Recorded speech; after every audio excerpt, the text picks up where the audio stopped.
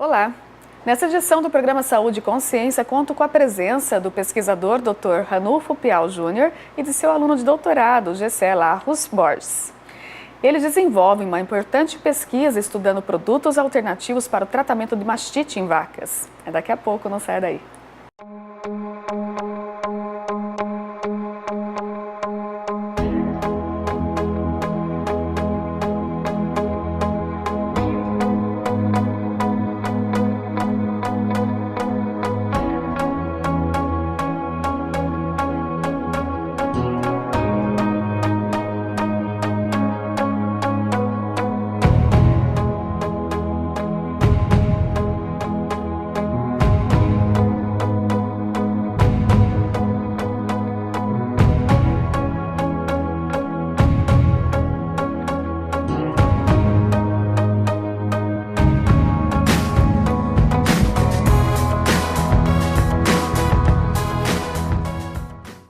Estamos de volta com o programa Saúde e Consciência em nossos estúdios e recebo o pesquisador, professor Ranulfo, e seu aluno, Gessé.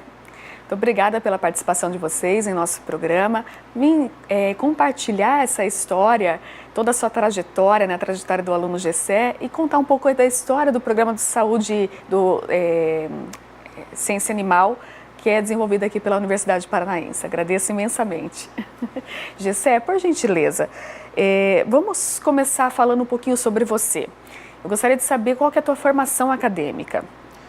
Bem, eu me formei aqui mesmo na Unipar, em Medicina Veterinária. Você é médico veterinário. Sou recentemente formado e saí já da Medicina Veterinária e já ingressei no mestrado, onde fiquei 2 anos pela orientação do professor Ranulfo Piau Júnior. E nós desenvolvemos, então, um projeto. E agora, estamos, após a dissertação defendida, né, estamos a caminho agora do doutorado. Ah, muito bom. E assim, olha, não é muito comum, às vezes a gente vê que os alunos que estão na graduação, eles tendem a querer ir mais para o mercado de trabalho imediatamente. E você já veio para a carreira da pesquisa mesmo, ingressando no programa de mestrado. Como que foi essa decisão? Ela foi aleatória ou você já teve, assim, todo um princípio, um pezinho voltado lá para a pesquisa? Então, desde muito novo, eu sempre gostei dessa questão da pesquisa e da docência. Então, foi só, digamos assim, um gatilho para eu começar esse lado, essa questão. Sempre o pessoal na graduação perguntava, Gessé, o que você quer fazer? Né? Eu falava, não, eu quero ir para a docência, eu quero ser um professor, eu quero ser um pesquisador. Então, desde muito novo, eu já tinha esse pezinho que você mencionou. Uhum. Ótimo. E daí, na graduação, era desenvolvido, vocês tinham oportunidade dentro da universidade para começar projetos de pesquisa? Sim, havia muitas opções. Na minha época, havia tanto o PIC, que é o Programa de Iniciação Científica Sem Bolsa, havia o PIBIC, que é uma bolsa interna da Unipar, e também havia os de fomento externo, PEBIC, Fundação Araucária, e PEBIC do CNPq. Já bem no início dos meus estudos, eu fui selecionado para o Programa de Iniciação Científica da Fundação Araucária, o PEBIC, de fomento externo. Então, desde então, eu já comecei com a pesquisa, bem desde cedo, e aprendendo a escrever e aprendendo a pesquisar. Isso é excelente, né? Faz toda a diferença, não faz, professor? Para o aluno da graduação estar inserido em projetos de pesquisa na iniciação científica. Para você, como orientador, existe uma dificuldade muito grande em pegar esse aluno que está recém-ingressando lá na graduação para conseguir desenvolver um projeto? Como que funciona? É muito importante essa iniciação científica porque o aluno vai aprender a ler, ler artigos, aprender a escrever, porque tem uns resumos para o congresso. Então, isso ajuda muito o aluno no seu desenvolvimento como profissional. Então, além disso, ele acompanha as pesquisas, né? Então, ajuda muito nessa parte. Por isso que a universidade, como universidade, é importante, porque ela tem um tripé que é ensino, pesquisa e extensão. Isso não acontece nem nos centros universitários, nem nas faculdades que tem por aí.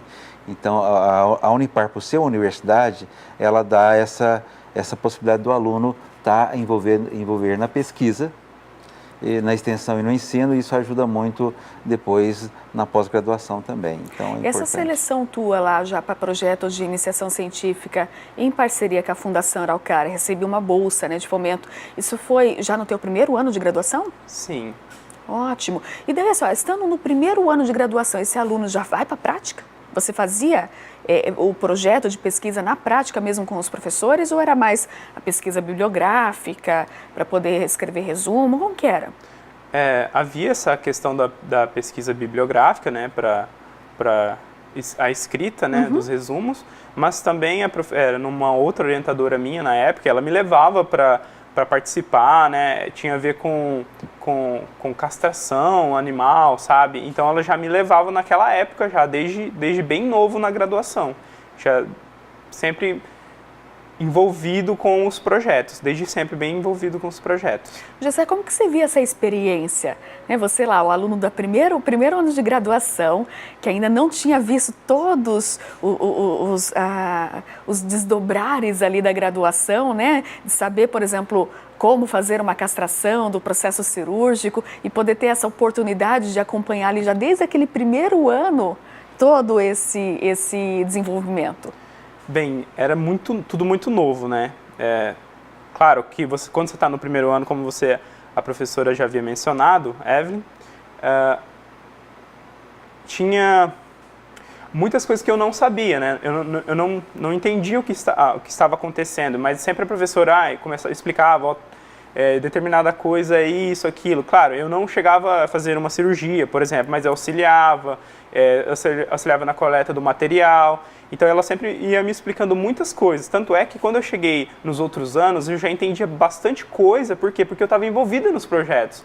Tinha a ver com reprodução animal também, sabe? Então quando foi o momento de chegar nas aulas de reprodução, eu já consegui entender muito mais do que os professores estavam ali, estavam explicando, eu lembrava, olha, então a professora explicou tal coisa. Então foi bem interessante essa questão de estar envolvido. Claro, teve as questões difíceis, né, de não saber, ter que estudar, mas foi tudo muito bom. Você acha que valeu a pena ter começado já desde o primeiro? Você recomenda que outros alunos que estão começando, agora ingressando na graduação, já se insiram em projetos de pesquisa? Você acha que isso vai fazer diferença? Eu acho que faz muita diferença. Porque aquilo ali pode ser um complemento profissional para ele, sabe? Às vezes ele pode pensar, nossa, mas eu acho que hoje eu não quero mexer com determinado projeto. Mas se você não chega lá para experimentar, como que você vai saber o que você não quer, né? Eu passei de um orientador para outro, e hoje eu cheguei mais ou menos no patamar onde eu queria estar, né? Talvez se eu não tivesse estudado tudo que eu estudei, como eu ia saber que hoje é o que eu gosto, sabe? Você tem que passar por diversas experiências. Isso como eu havia dito, é um complemento para as pessoas e também uma maneira de estar sempre envolvido, né? Estar sempre aprendendo na instituição. Todos os professores do programa do Ciência Animal ofertam possibilidades de iniciação científica para graduação também, professor? Sim, todos, né? Todos os professores, eles têm bolsas PIBIC, muitos têm bolsa PIBIC, ou da Fundação, ou do CNPq, e também tem os PICs, que inclusive nós agora está tendo uma nova seleção de PIC, um processo de seleção. Então isso é uma oportunidade muito grande para o aluno se iniciar na pesquisa. Isso vai ajudar muito na graduação também, na parte do ensino. E para nós, em termos de orientadores, também a gente precisa, né? Porque nós montarmos uma equipe é extremamente importante, senão você não consegue desenvolver um projeto de pesquisa sozinho. Tem claro, uma equipe. Tem pesquisa, são 3 meses, e tem que ser e às vezes é um tratamento diário. Então é muito importante você manter uma equipe trabalhando, né? Com certeza, isso faz diferença. Gessé, vamos entender um pouquinho o que você desenvolveu. Hoje você está no doutorado, né? Mas você já passou pelo processo do mestrado. O que você fazia no teu mestrado? Bem, inicialmente nós começamos estudando a mastite, né? Queríamos desenvolver um produto que pudesse combater a mastite e não houvesse os mesmos problemas com a questão dos resíduos do leite, assim, alguns problemas relacionados à saúde das pessoas. Então, a nossa proposta era utilizar um produto de origem natural, digamos assim, não de origem sintética, para poder combater a mastite. Então, nós estudamos durante esses 2 anos uma maneira de combater a mastite com um produto natural. De certa forma, obtemos êxito, né? Conseguimos chegar até onde nós queríamos. Claro, 2 anos para você fazer uma coisa assim que pode demorar muito mais tempo, que é desenvolver um novo medicamento, dizemos assim, é muito pouco, né? Muito cedo para falar assim, você tá chegando lá, né? Você está conseguindo. Mas nós buscamos desenvolver, então, este produto para o tratamento de mastite.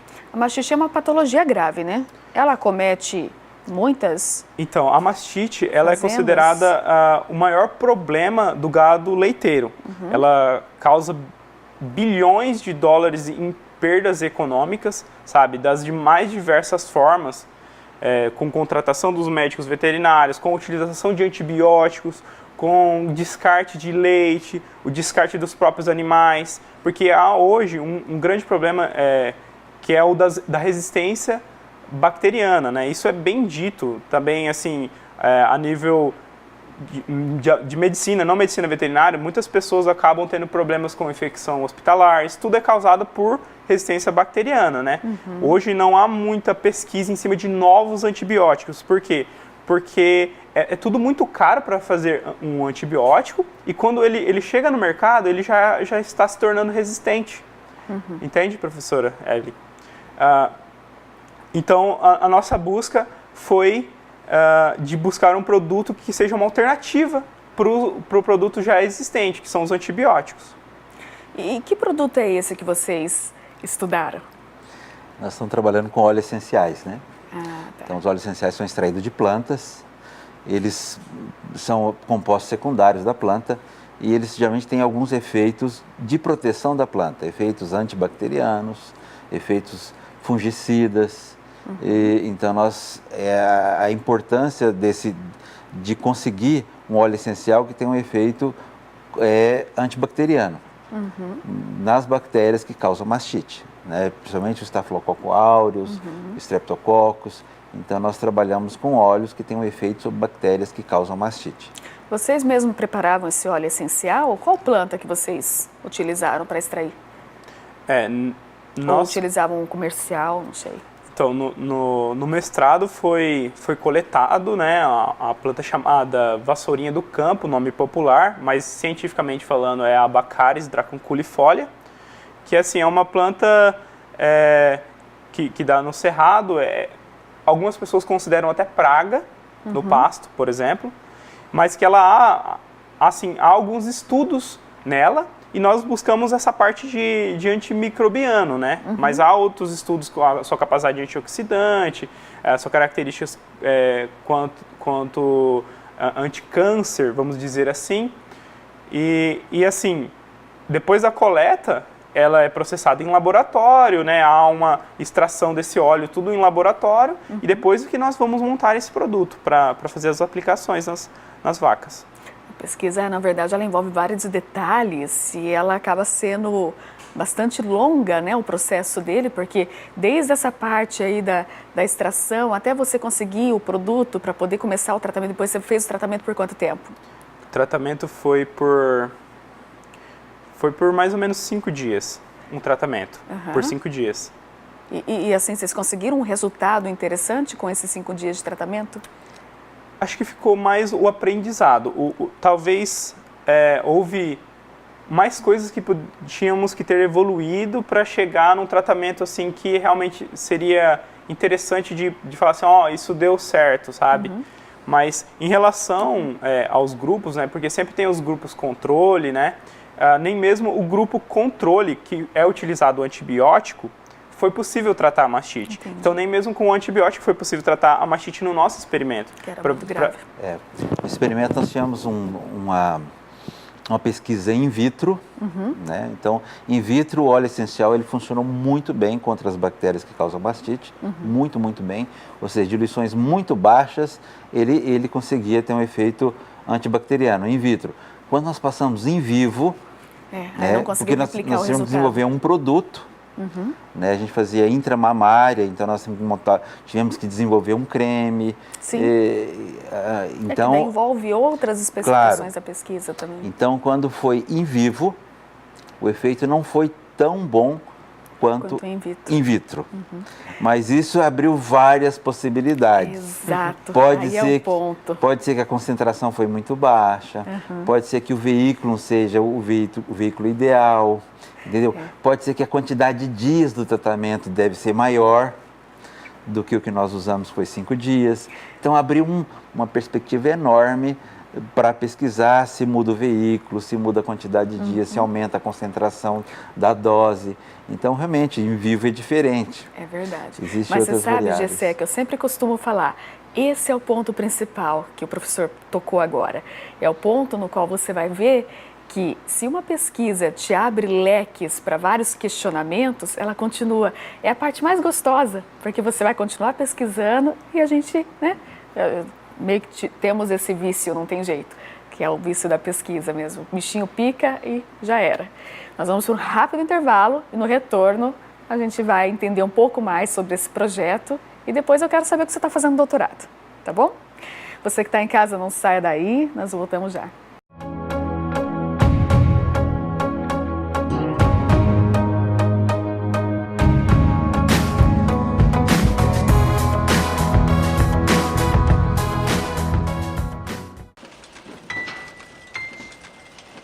Escuta, Paula. Oi. Vou ter que cancelar a viagem no fim de semana. Ah, é sério? Sério. Fui escalada para um acidente de trabalho na sexta-feira à tarde. Vou perder a mão. Mas assim, de repente? De repente não. Tem dias que isso tá para acontecer. Programa Trabalho Seguro. A prevenção é o melhor caminho. Eu estou aqui para te apresentar a Unipar Social. Você sabia que a Universidade Paranaense é uma instituição comprometida também com a comunidade externa? É isso mesmo. Além de oferecer todo o suporte necessário para os seus alunos, ela investe todos os anos em mais de 300 projetos que beneficiam cerca de 1 milhão de pessoas, direta e indiretamente no seu raio de influência. E eu tenho mais uma boa notícia para te dar. Agora você fica por dentro de todas essas ações acessando o site social.unipar.br. Unipar Social, transformando projetos em benefícios. Capacitar profissionais para atuação no campo da biotecnologia agrária. Esse é o compromisso do mestrado e doutorado em Biotecnologia Aplicada à Agricultura da Universidade Paranaense, recomendado pela CAPES. Com moderna infraestrutura e corpo docente com formação internacional, o mestrado em Biotecnologia Aplicada à Agricultura da Unipar prepara os melhores mestres e doutores para o mercado de trabalho. Venha fazer parte desta equipe de sucesso. Unipar, um espaço para o seu talento.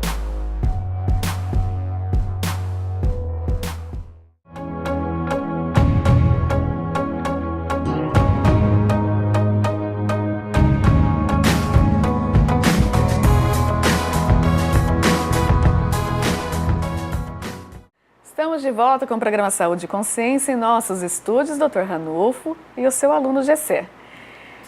Bom, no bloco anterior nós estávamos conhecendo um pouco sobre o projeto de pesquisa que você desenvolveu durante o mestrado. Ele abriu vários questionamentos e que agora você com certeza está curioso para conseguir fechar essas lacunas, né, e ter uma resposta final. E isso te levou ao desenvolvimento do projeto de doutorado, foi isso, Gessé? Como que está? Sim. Baseado nos nossos resultados, né, do mestrado, da dissertação, nós começamos a analisar o que nós íamos buscar agora no doutorado, né? Como o professor havia mencionado, tem a questão dos dias de tratamento, né? Talvez se usássemos mais dias de tratamento ou mais aplicações, será que nossos resultados poderiam ser diferentes? Ou a dosagem que nós utilizamos talvez tenha sido uma dosagem muito baixa, porque in vitro, igual o professor mencionou, os resultados foram extremamente interessantes. Então, nós seguimos um pouco a questão do in vitro, mas nós não levamos em consideração que há todo um por trás da fisiologia do teto, do úbere, né, da vaca. Então tem muitas perguntas que nós estamos aqui agora para responder no doutorado, né, nesses 3 a 4 anos de pesquisa, né? Esse produto, obrigatoriamente, para tratamento da mastite, tem que ser um produto tópico? Ele tem que ser um creme, um spray, enfim? Ou esse óleo essencial poderia ser incorporado em algum outro tipo de formulação, ou tem que ser um tópico? No caso do óleo, como ele tem um efeito sobre a bactéria, o ideal é que seja intramamário mesmo. Intramamário. Isso. Agora, o interessante é que a gente está tentando conseguir um veículo diferente. Como o óleo essencial ele é muito volátil, a nossa ideia é que tem outro óleo carreador também. A gente está vendo formas de usar um veículo diferente. E, quer dizer, a ideia é a produção de um produto mesmo para o combate à mastite, que é um problema muito sério. Então nós estamos com várias ideias diferentes, ou mudar o veículo, ou mudar os dias, ou a concentração. Mas manter a mesma planta, o mesmo óleo que foi utilizado anteriormente, Isso. em função dos resultados in vitro que foram bastante otimistas. Bastante otimista, porque concentrações baixíssimas tinham efeito bactericida, sabe? Então nós vamos continuar. A nossa ideia também é dosar quanto tempo que esse óleo fica no leite para ver a questão do resíduo. Porque nós vamos usar o antibiótico como controle positivo. Então, a gente vai dosar o antibiótico no leite para ver quanto tempo esse antibiótico fica no leite, nos animais, e também ver a parte do óleo essencial. Nessa parte de resíduo é uma ideia também de trabalhar, ver essa parte de resíduos do antibiótico. Quanto tempo Às fica? vezes dá para tentar considerar também ideias utilizando os processos biotecnológicos, né? Isso. Porque como é muito volátil o óleo essencial, talvez incorporar ele num processo de carreamento como uma nanotecnologia, um lipossoma, enfim, alguma coisa nesse sentido. Não sei se vocês pensaram. Nós estamos pensando em trabalhar com microglóbulos. Ah, ótimo. É uma ideia também. Porque daí vai ter que ver essa questão da permeação mesmo, né? Pela Isso. membrana. E para não ter também a perda desse material no meio volátil. Isso, a ideia é talvez microglóbulo ou um carreador aí. Isso. Então, tem muita coisa interessante. Não, tem. Porque E a gente consegue fazer tudo isso aqui na universidade? a gente tem, a maioria sim, nós temos parcerias também com outros centros de pesquisa. Então, nós temos várias parcerias com outras universidades. Então, isso é importante também, essas parcerias. As parcerias, elas realmente alimentam grandemente a pesquisa, é muito forte isso, porque, como a gente fala, né, se sozinho para desenvolver um projeto você não faz, tem que ter uma equipe também com estrutura para conseguir desenvolver projetos que realmente vão trazer um resultado para aplicabilidade direto lá na sociedade, né? E essa linha é muito importante porque o Brasil tem uma flora imensa. Nós estamos estudando uma planta, que é considerada uma planta daninha, do pasto, e ela tem um efeito incrível, antioxidante também, anticancerígena, antimicrobiana, antifúngica, uma planta. E nós temos uma flora imensa para ser estudada no Brasil. Imagina você fazer um produto para mastite, que é um problema sério, usando o produto de uma planta. Imagina o que nós podemos pesquisar em várias áreas, não só atividade antimicrobiana, mas atividade antioxidante, né, anticancerígena. Então, nós temos um campo enorme de pesquisa nessa linha de óleos essenciais, extratos vegetais. Né? Então... Ô, Gessé, mas por que essa planta? Por que você foi escolher justamente essa, que era uma erva daninha, aí para poder estudar? Acho que foi mais opções, né? Havia algumas opções, a gente acabou selecionando uma, porque no mestrado não há quantidade de tempo suficiente para você estudar mais que uma planta, né? Sim. Então acabou sendo ela selecionada, né? E vocês faziam a coleta também lá no hospital veterinário, naquele ambiente, ou no horto? Onde vocês coletavam?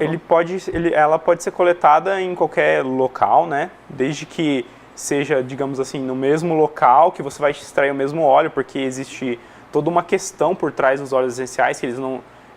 dependendo do local onde a planta está, a fitoquímica do óleo, ou seja, as substâncias que estão no óleo mudam completamente, né? Mas em questão deste óleo que nós usamos, ele foi coletado em um outro município. Ah, tá certo. E daí vocês consideraram também a questão da época, porque solo, clima, época de coleta também pode interferir, não pode? Sim, interfere muito, né? Nós consideramos a época de colheita, né? Ela estava no momento de floração, né? Então, se você coletar um óleo em floração ou em vegetação, no momento vegetativo da planta, dependendo da planta, ela pode apresentar mais atividade ou menos atividade, né? Então, tudo isso tem que ser levado em consideração, né? Quando você está extraindo esse óleo essencial. E nós levamos em consideração, sim, o clima, tudo bem levado em consideração. Por isso que a gente conseguiu obter os nossos resultados in vitro, né? Porque estava tudo bem nos conformes, vamos dizer assim. Outra coisa interessante do óleo essencial é que a quantidade que se consegue extrair é pouco, não é? Você precisa de muito para ter um bom rendimento. Muito da planta para conseguir um pequeno rendimento em termos de óleo. Como que é o rendimento dessa planta? Aparentemente, o rendimento dela é considerado normal, assim, em relação às outras plantas. Claro que há óleos essenciais que são extremamente difíceis de se obter. Vou dar um exemplo de óleo essencial das pétalas de rosa, né? Que são toneladas e toneladas e toneladas para conseguir apenas 10 ml. Então, o óleo, assim, creio que está num parâmetro interessante, né? Para fazer um produto, né? Porque se fosse muito difícil de fazer essa extração desse óleo, seria muito difícil desenvolver e talvez, quem sabe, colocar um produto no mercado, né? Ela tem um bom rendimento. Né? O rendimento varia de planta para planta, mas ela tem um bom rendimento. E depois também você pode, as moléculas, se elas forem identificadas, você pode também sintetizar moléculas, né? Que daí faz o específico, né? Faz o específico, né? E assim, olha, vocês conseguiram ter bastante estoque desse óleo já para poder desenvolver o projeto no doutorado, ou você vai partir de novo da coleta, todo esse processo para começar a fazer teu experimento de doutorado? Ou vocês conseguiram guardar uma boa quantidade aí? Tem estoque. Então os óleos ficam refrigerados, né? Então nós temos um bom estoque. Geralmente quando faz uma coleta de óleo, faz uma coleta com uma boa quantidade, porque, lógico, nós podemos ver a parte antimicrobiana, pode ver a parte também acaricida, sobre carrapato, pode pesquisar sobre larvas, pode pesquisar sobre também atividade antioxidante. Então, como pode ser feito várias análises diferentes, sempre se coleta uma quantidade razoável para que esse óleo fique guardado para fazer essas análises. Muito bom. E quando você fez o experimento in vitro, você partiu do crescimento bacteriano utilizando amostras coletadas da mastite das vacas ou você utilizou aquelas culturas de cepas padrões, né, que tem no mercado, enfim, sobre uma bactéria específica que está ali na mastite também? No nosso projeto, nós utilizamos as padrões, igual havia mencionado. Nós fizemos também isolamento das bactérias, só que houve alguns parâmetros que nós não conseguimos analisar direito. Então, nós deixamos um pouco de lado esses resultados e buscamos mais os resultados com as cepas padrões, né? Com as cepas padrões. A gente trabalhou o TCC do Staphylococcus aureus. Ah, tá. Então vocês conseguiram. Staphylococcus aureus é uma bactéria muito comum em desenvolvimento de mastites? Grande parte da mastite é o aureus e o Streptococcus. 90% é Staphylococcus aureus e Streptococcus. Então ele é o grande responsável pela mastite. Então ter produtos que sejam específicos para controle, né, desse acaba sendo interessante. Interessante. Inclusive as doenças transmitidas em alimentos também é o principal responsável, o Staphylococcus aureus. Depois vem salmonelas e outros. Qual que é o grande problema, então, Gessé, assim, em relação à mastite, em termos de mercado, né? Lá para o produtor que tem o seu rebanho todo com produtor de leite tendo mastite, de que forma que ele vai acabar tendo prejuízos, ou enfim, e se esse leite, esse produtor não acabar descartando também esse leite e ele ser comercializado e utilizado, como que isso vai refletir no humano? Bem, primeiramente, na questão do prejuízo, existe a questão da mastite subclínica, que é a que nós estudamos, né? Porque ela se apresenta de mastite clínica e subclínica. Nós estudamos a subclínica por quê? Porque ela é considerada uma doença silenciosa. Sim. Então, ela comete o gado, diminui a produção leiteira e se a pessoa não há um manejo, não há um médico veterinário que entende do assunto, a pessoa vai estar perdendo dinheiro. Por quê? Porque ela vai diminuindo a produção, porque ela ataca o úbere, as glândulas mamárias. Então vai havendo essa diminuição na produção. Mas assim, ó, se diminui a produção, ela é subclínica, né? Quer dizer que essa produção, mesmo que seja reduzida, menor, ela pode chegar no comércio? Ela pode chegar no comércio. Ela pode chegar no comércio. E o que acontece? Existem parâmetros, né, assim, de qualidade do leite, tudo mais, valor do leite, mas assim, tudo isso chega no comércio, E na questão, assim, também do tratamento, uma outra questão é que algumas pessoas tratam os animais e não respeitam o período de carência desses animais com os antibióticos, porque um tratamento com antibiótico nas vacas deve ser respeitado o período de carência. Sim. Então, se não houver esse respeito, esse leite ser consumido por uma pessoa vai acarretar na saúde das pessoas. E como que consegue chegar no diagnóstico de que essa vaca está com uma mastite subclínica? É considerado só a questão do desempenho, da produção que ela vai diminuindo? Porque vai precisar realmente, né, fazer uma separação, confinamento, tratamento para poder restabelecer tudo isso. Então, pode ser uma questão de manejo, né? Para a identificação da mastite é utilizado principalmente o CMT, que é o California Mastite Test, que é um teste de uma raquete, que se usa um pouco de leite, aplica-se um produto e se tem o resultado ali já no momento, né? Imediato. É bem imediato, é prático.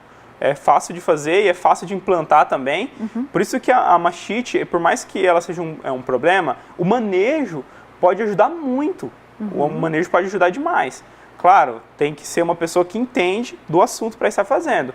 Mas, como eu havia mencionado, é muito fácil você dizer quem tem mastite ou não num rebanho, por exemplo. O negócio ele acaba se destacando um pouco. Sim. Entendi. É interessante, excelente. Eu acho que todos os questionamentos que vocês levantam agora para o projeto de doutorado, eles são extremamente importantes. O produto que vocês desejam, que almejam, né, estudar e que eu vou torcer muito para que dê sucesso, que vocês cheguem realmente qual que é a melhor dose, o tempo de tratamento, enfim, para que ele possa ser empregado, porque ele vai acabar tendo um uso para a sociedade imenso, que vai acabar trazendo resultados importantes não só para o produtor em termos de valores, né, mas também para a comunidade que recebe esse leite, enfim, que vem para comercialização. Então, vocês estão de parabéns pelo projeto que vocês desenvolvem e eu desejo muito sucesso. Quando você estiver terminando o doutorado, Gessé, eu espero você de volta aqui no programa para contar para a gente que esse produto deu certo, que vocês conseguiram desenvolver, né, para poder utilizar isso comercialmente. Parabéns. Você que nos assiste, eu agradeço a sua audiência e eu espero você na próxima semana.